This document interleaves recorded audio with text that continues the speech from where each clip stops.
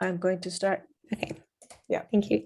So hello, greetings from Warsaw. My name is Ania Skrzydło. That's how it's pronounced. I work in Epsilon, and Epsilon is a software company that specializes in Shiny applications, and R is our main technology. Of course, we need to use also some other technologies to make our applications beautiful and scalable and so on. But today I won't be talking about Shiny. I will be talking about data visualization in R. And this won't be a talk, rather a workshop. So I would like to, first I will share my screen. It's this one. And I would like you to, I lost the chat, but it's here, to download the repo or clone it, whatever you want. If you're not familiar with GitHub, the easiest way to download is to click here, download zip, then here, unpack it, and in the if you unzip this file, here you have our studio project, and just open it. Show you that here, and what you need to do is just open this RMD file. You need to make sure you have all these libraries installed, and if yes, you just need to knit the document, and here it is. It should look like that, and we will work with it today. So I will give you maybe 3 minutes to do the setup, and then I will start talking.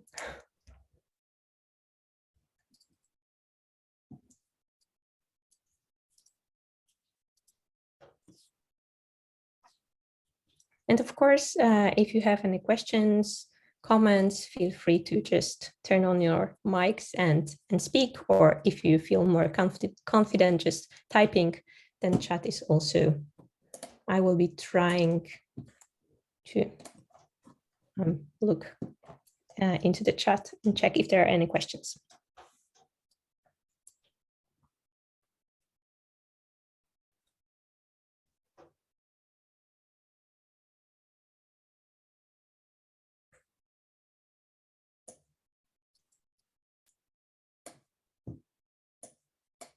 Okay, so Anna, can you change the font, enlarge it in RStudio? Yeah, and this one is okay, or should also be bigger? Yeah, Control plus, and we'll see. Yeah. How's that? Yeah, that's, that looks good. And also, where's the RStudio here? No, it's this one. And here, just give me a second.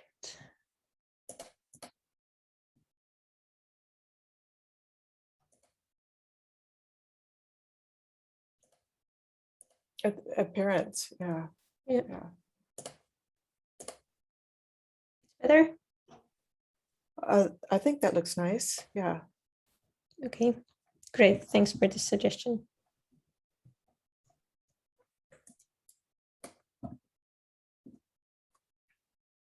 Okay, so maybe I will start just talking about the data that we will use. If you're still downloading the project, don't worry, it's not crucial to know the data.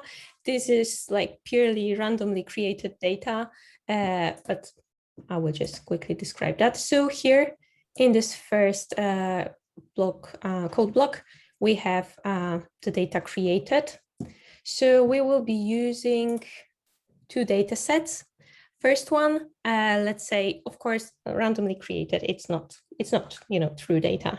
It's just for the purpose of this visualization exercise. So here, this is the survey data, and this is the answer to question, what is your favorite animal? And we have several animals, and the percentage of respondents that choose like given animal. And here we have also additional column that's called animal long.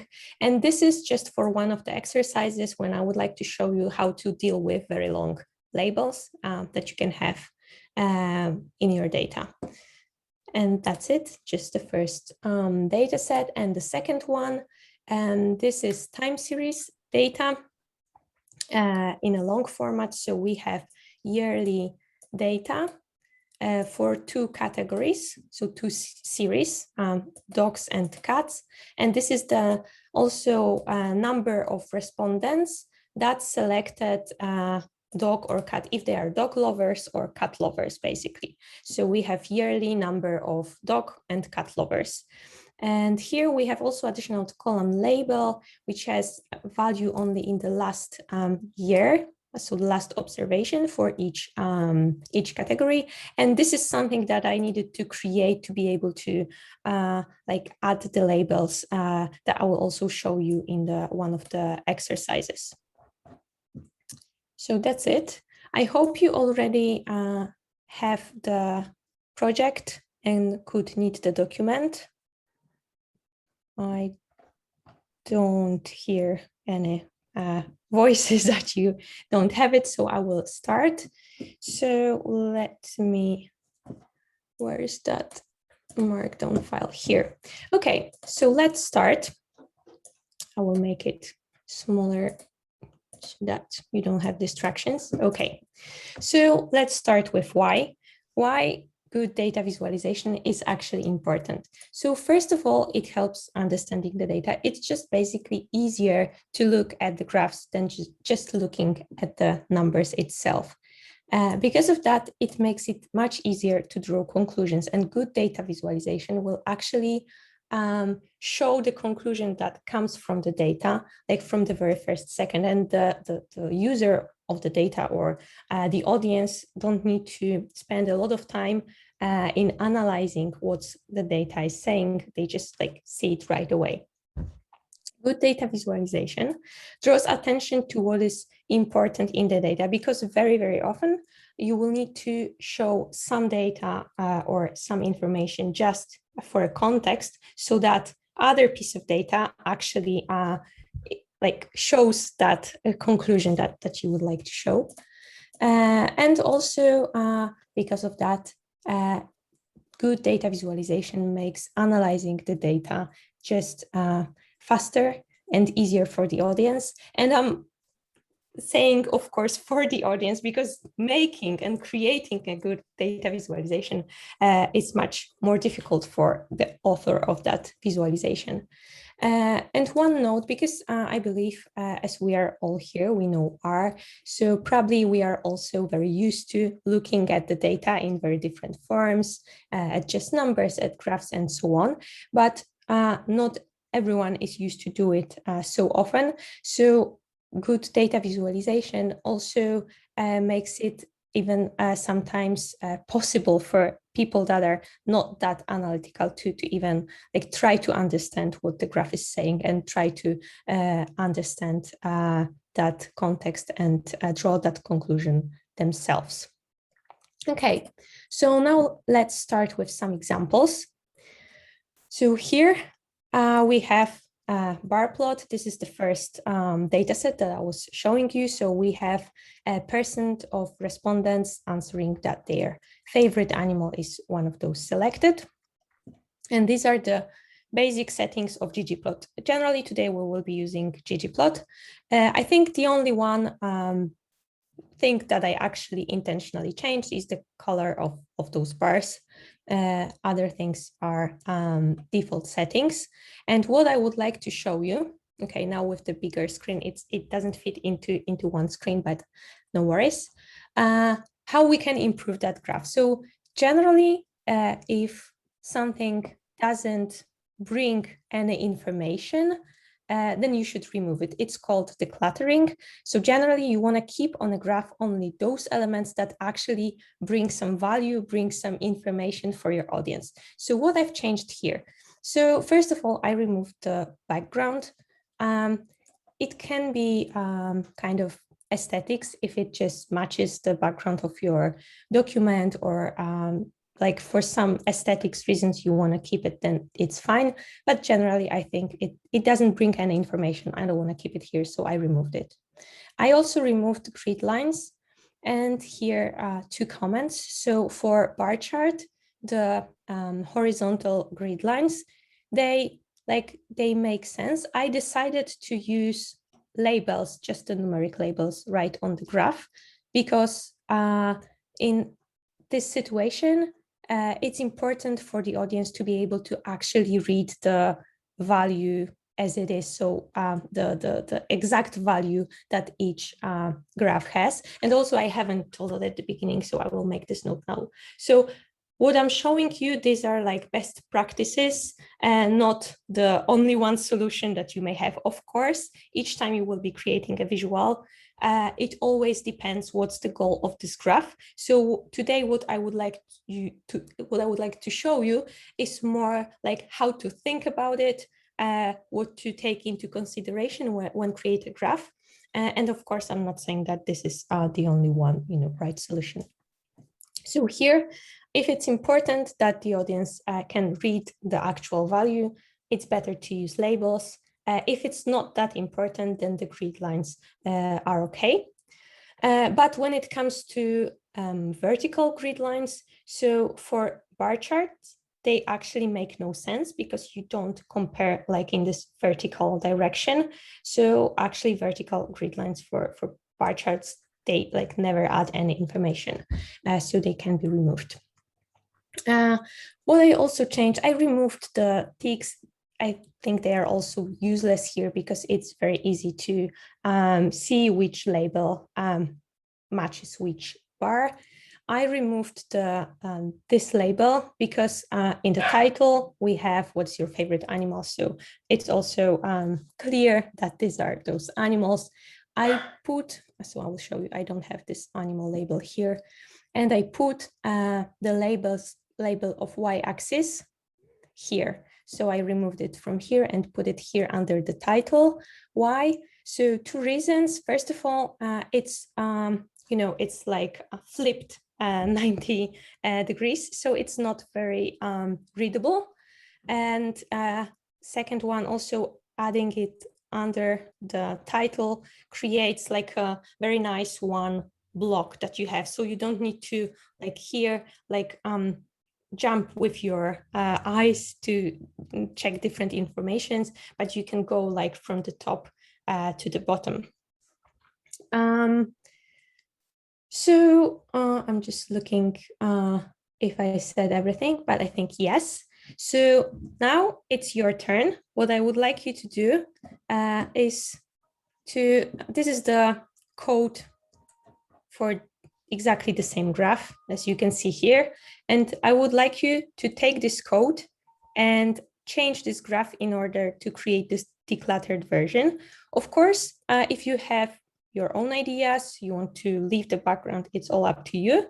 But try to declutter this plot here. So you can find it. I will tell you which line is that. It's here. It's line 99.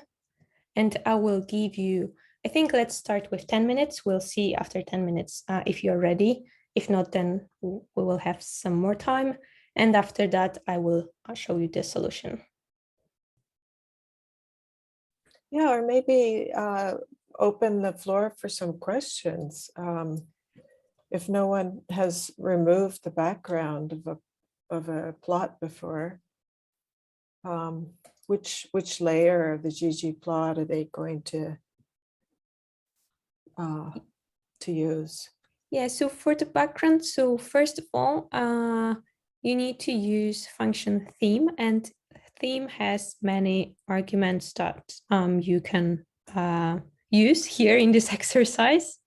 And for the background, that's panel background, the argument. Yeah, and if you have any other questions. Yeah, so I like to remember sometimes that sometimes you can just put question mark theme, write that out, and then you'll get information about the the properties of that function in the viewer, or in the help rather. Okay, so let me show you the solution. So I paste the link here in chat. And if you click it, you will open this page. I'll also try to make it bigger. I cannot, yeah, so here, like that. Okay, so this is the code. So what I did here, first of all, I added this geom text, and these are the labels. I also like set the format to 2%. I adjusted the where it's placed on the bar, and some increase the size a bit and set the color to white. Then what we else have, I needed to like change the like the start of the graph, because where's the here, as you can see, the default setting is that the beginning of the graph isn't at 0, 0, because there is like this little padding here. So this I don't need this anymore, but I need this one. So it's what changes the beginning of the graph. I added the subtitle, and here is the whole theme function with lots of settings. So I also increased the size of the title a bit. Here is the subtitle, and changing the color of subtitle, removing panel background, so that gray color, removing grid lines, ticks, axis titles also, and I changed also a bit the size of the font of the y-axis labels. So the labels, I don't need it anymore. The labels, I have too many windows. So this labels, they are here, they're slightly bigger to make it stand out a bit more. Okay, so that's the solution. We can move to the next example. So next one is about ordering the data. So here it's exactly the same graph, exactly the same data that we had before, but it's just ordered properly. So comparing with this one, this has just the random order of the categories, and you can improve readability and improve how quickly the audience can draw conclusions from this graph just by ordering it properly. And some general rules for ordering is, first of all, natural order. So for example, if you have time, so I don't know, years or days in a week or even hours, they have a natural order. So just use that order. It rather doesn't make sense to change that order. And generally that would bring more confusion. If there is kind of a meaningful order, so it's not that natural, but it's meaningful. So for example, you have some brands and they have like different sizes, and you will order them always from the biggest brands to the smallest brand, especially if you have multiple graphs showing the same brands, but different dimensions of that. That's a good idea to have to use that meaningful order, because then it's easier for the users to like find what they're looking for. And the example that I used here, I don't have any natural or meaningful order, so I just sorted them by value. And this is really good, because then the user can, at a first glance, just see what are the most favorite animals. These are cats and dogs, and they just don't need to, like here in this graph, here they need to like first check this, check what's the category, look for the second highest and check what is the category. And here it's just much faster to draw that conclusion. But one watch out here, if you are creating a document or application that refreshes data very often, then ordering by values may be misleading, because if you very often update the data and that values change very often, so also that ordering may change very often.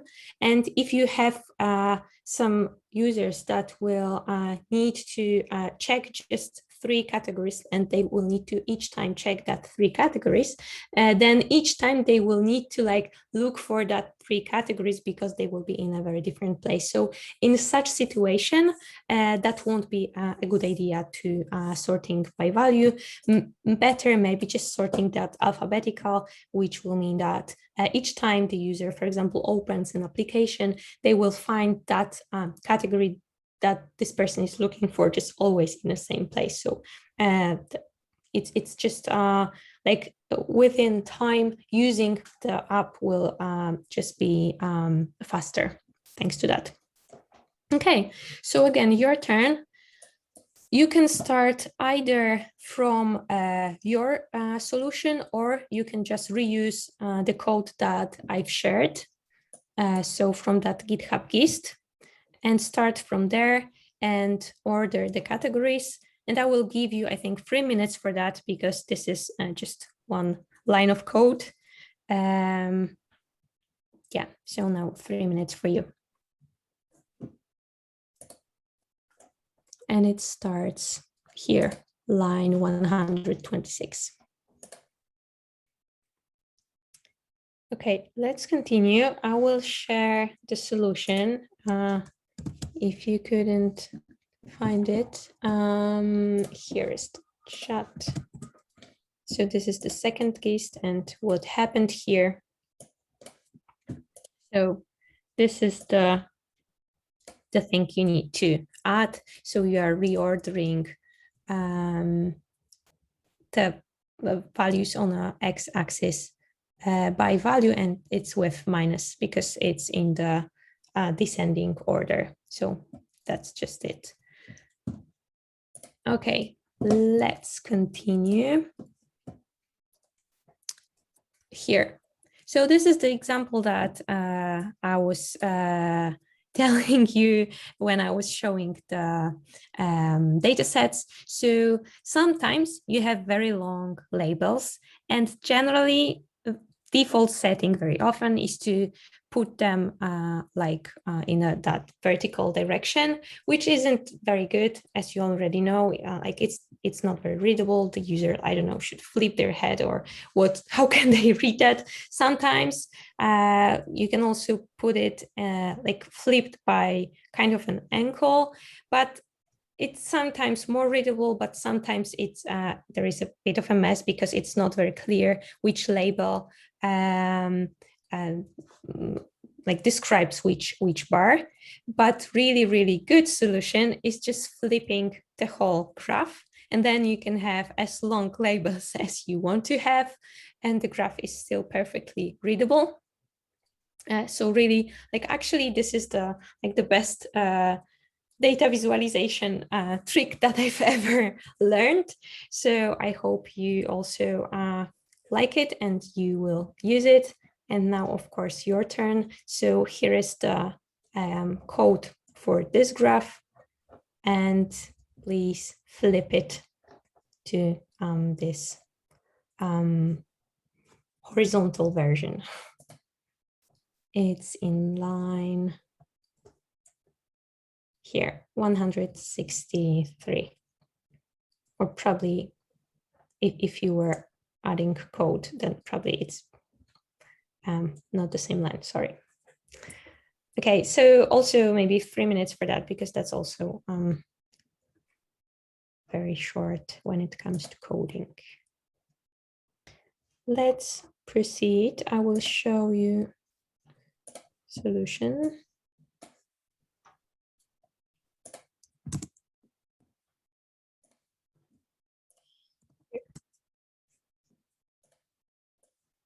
Okay.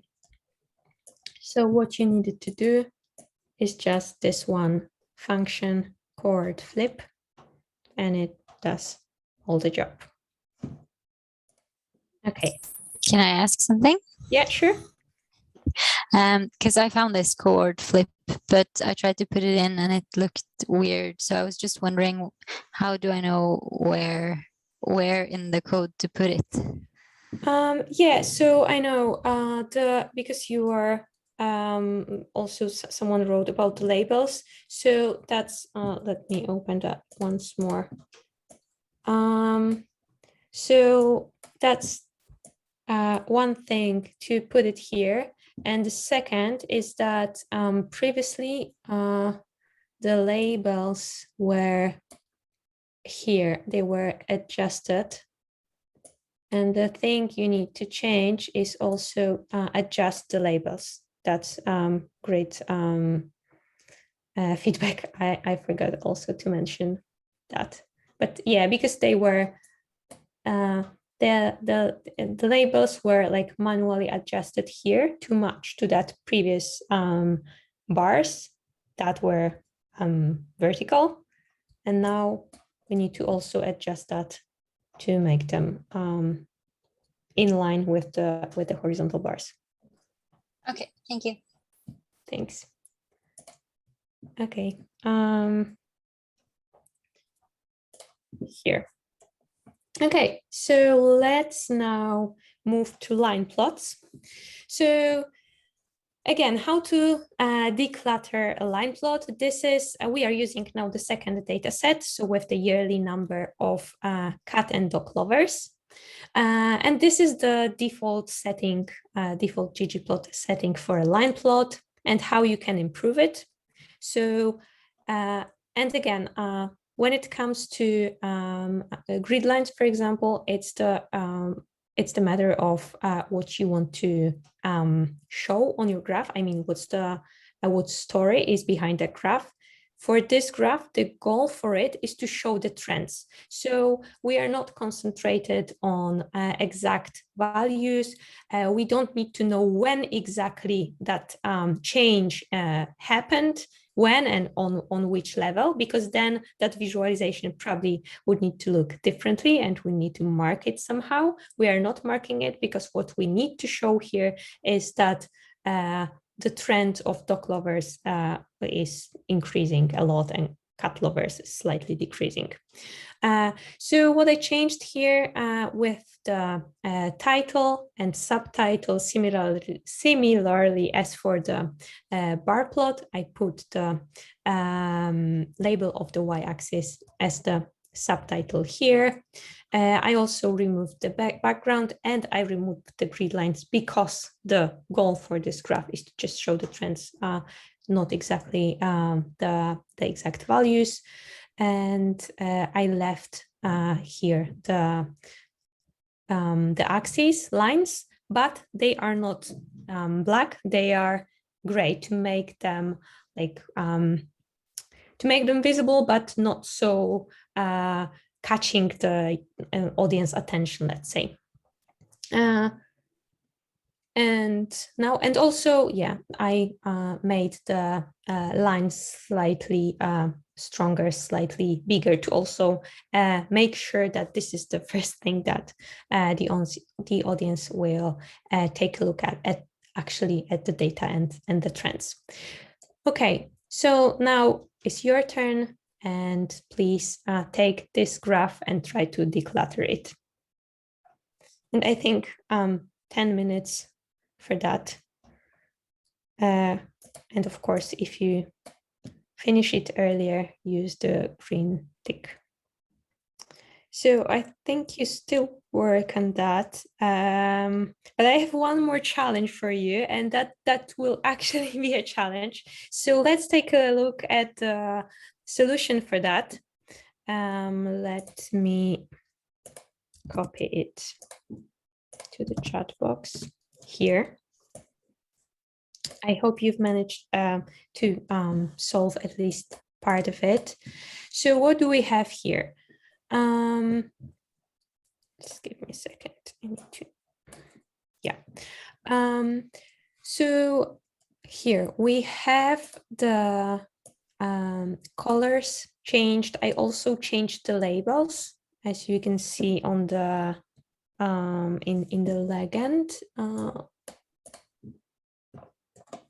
Here the labels are also changed compared to the default one, so the name of the column.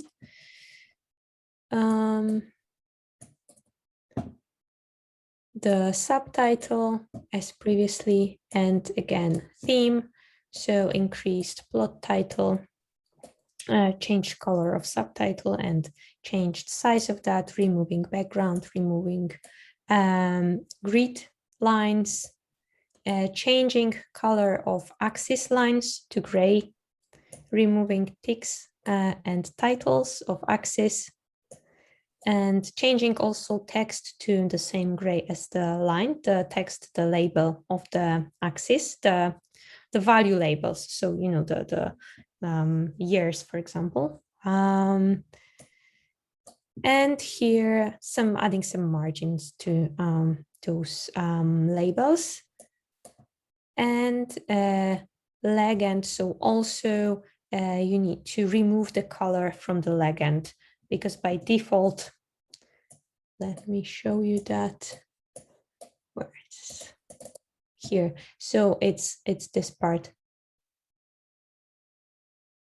By default, if you remove it, it will stay also here gray. So in order to remove, that's the last line in the code. Okay. So last challenge that I will have for you is to put the labels here close to the data. Why?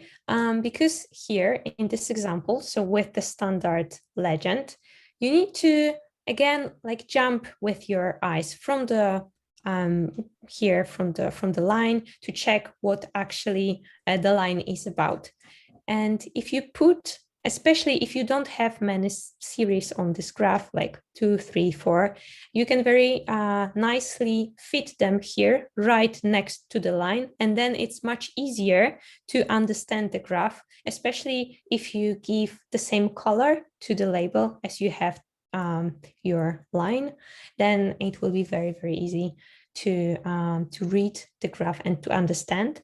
And actually, the solution in ggplot is a bit hacky, and this is why I added that additional column in the dataset. And probably there's also some other solutions to put the labels here. I also know that there is a package that tries to do that. It didn't work very well for me, so I preferred this, let's say, hacky solution. So hacky, it's just adding the geom text on the graph and putting it in a right place. But this is, I say hacky because this is very manual. So this is a good solution if you are just preparing a report, like a static report, and you're, you know, I don't know, sending that to someone, then it's great. If, again, this is something that is more interactive, like in the Shiny application or in a file that you very often update the data, then this solution isn't great, because the like how you put that labels on a graph, you like manually provide the, you know, the offset to that point, so then it won't work very well. But now it's your turn. So use the code, either your own solution from this task or the code that I shared, the solution to this task, and try to put those labels here next to the lines.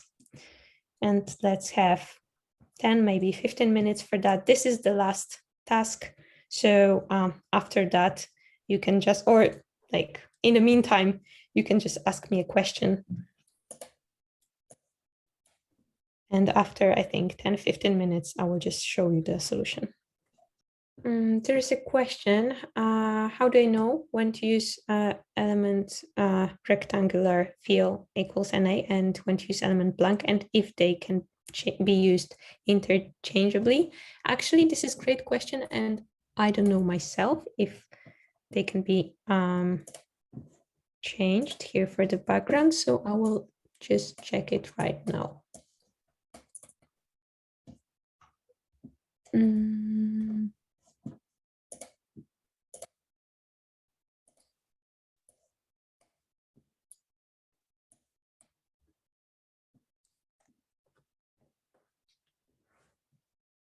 Yeah, so that element can have a color, and that's right. But actually, I don't know if when removing them, that's exactly the same. So let me check here.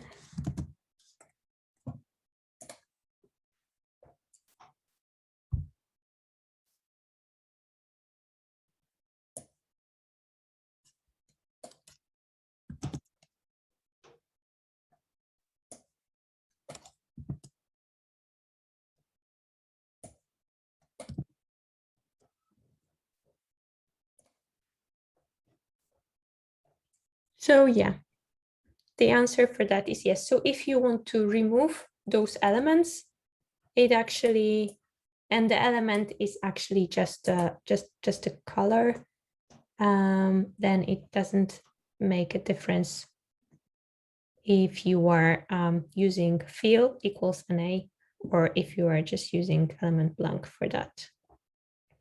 Thanks for that question. Really good one. Okay, I can see 2 people finished, so let's have 5 more minutes.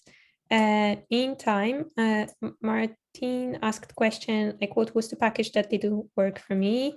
That was GG REPL. So those who have finished, you can try that, and you can also show your solution here. It didn't work for me, but I was like trying to do that for the first time. So maybe that was my bad, and it works better than my solution here. So I would also love to learn that. As we will have 2 solutions, so maybe let's start with uncovering them. First, I will share the link. And here, so the solution that I have with the geom text is here. It's just adding the text, that one point that we have in the label column as just text, and adjusting, and this is that I would say manual part, adjusting where it should like sit on the graph. And then what you else need to do is here you need to modify the legend, because you don't need it. You just leave the, so you don't have the labels, you just leave the colors here. So that's it. And now maybe Martin, you can share your solution. Okay, so I will try also to copy paste it. So I will take, give me a second, too many windows. Okay. I will start from this graph here. And that's the previous one, right? And I will add it. They can be here, but I think I don't have this installed.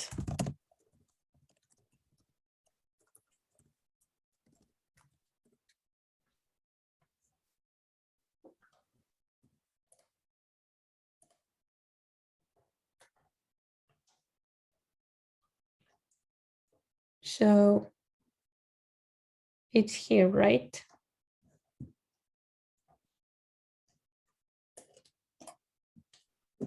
So the, yeah, and probably one thing that I would need to change here is that label,